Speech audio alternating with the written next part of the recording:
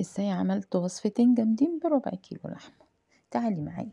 كيلو القاس متقطع شرايح، كيلو كوسة، ربع كيلو لحمة مفرومة، 4 بصلات كبار، وكيلو طماطم معصورة. افتح الكوسة من الجنب، تمام. ادخل على اللحمة على طول، معلقة سمنة كويسة كده في طاسة، اسيحها، انزل بربع كيلو لحمة، ربع كيلو لحمة للوصفتين. اصدم اللحمة، هديها تشويحة كده،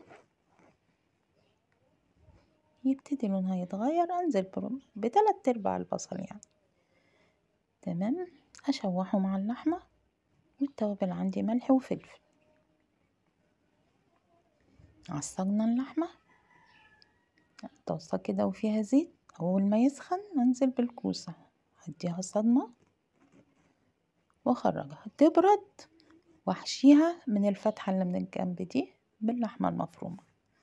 انزل بالقلقاس واشوحه. البصلاية اللي فضلت اصفرها واحط عليها عصير الطماطم،